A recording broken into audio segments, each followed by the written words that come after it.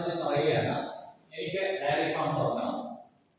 നിങ്ങൾ അയാൾക്ക് ചേട്ടൻ ധൈര്യമായിട്ട് തുടങ്ങിക്കോ, ചേട്ടൻ അതുകൊണ്ട് ഒരു ബുദ്ധിമുട്ടും ഉണ്ടാവില്ല, ചേട്ടന്റെ പ്രോഡക്റ്റ് ആ ഏരിയയിൽ ഉറപ്പായിട്ടും പോയിരിക്കും എന്ന് ശാസ്ത്രീയമായ തമ്പുറു പ്രകാരം എങ്ങനെ അയാൾക്ക് ഡയറക്ഷൻ കൊടുക്കും?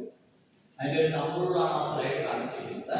നിങ്ങളോട് ഒരാൾ വന്നിട്ട് ഡയറി ഫാം തുടങ്ങണമെന്ന് പറയുകയാണെങ്കിൽ അയാളോട് തിരിച്ചു ചോദ്യം ചോദിക്കുക, ചേട്ടൻ ഏത് ഏരിയയിലാണ് തുടങ്ങാൻ ഉദ്ദേശിക്കുന്നത്, ആ ഏരിയയിലെ ജനസംഖ്യ എത്രയാണ്, ടോട്ടൽ ജനസംഖ്യ എത്രയാണ്, ഒരു വാർഡ്, 2 വാർഡ്, പഞ്ചായത്ത് പഞ്ചായത്ത്. ഇവിടെ ഞാൻ എക്സാമ്പിളൊക്കെ എടുത്തിരിക്കുന്നത് 2 ലക്ഷമാണ് ജനസംഖ്യ എങ്കിൽ അവിടെ വേണ്ടുന്ന പാലിന്റെ അളവ് നമ്പർ എന്ന് പറയുന്നത് 30% ഓഫ് ദ പോപ്പുലേഷൻ.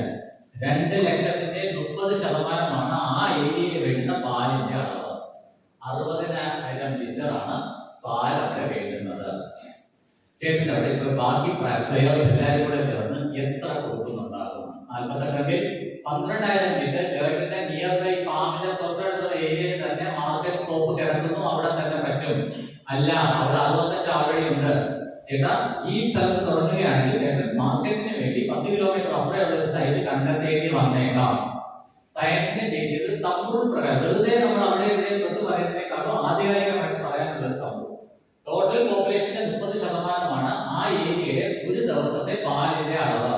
പാലിന്റെ 20% ആ ഏരിയയിലെ തൈരിന്റെ റിക്വയർമെന്റ്. 60,000-ന്റെ 20% 12,000 ലിറ്റർ തൈരാണ്. ചേട്ടൻ തൈര് ഉണ്ടാക്കിയാൽ അവിടെ പോകാൻ ഡിമാൻഡ് എത്രയാണ്? അതിൽ എത്ര പേര് ഇത്ര ക്വാണ്ടിറ്റി തൈര് തരുന്നു, അപ്പൊ അവിടെ തന്നെ വിറ്റ് പോകുന്നു. തൈരിന്റെ 20% ആ ഏരിയയിലുള്ള പനീറിന്റെ റിക്വയർമെന്റ്. 12,000 ലിറ്റർ തൈരിന്റെ 20%, 2,400 കിലോ പനീറാണ് ആ ഏരിയ, 2 ലക്ഷം പോപ്പുലേഷൻ ഉള്ള ഏരിയയിലെ പനീർ വിറ്റഴിച്ച് പോകേണ്ടത്.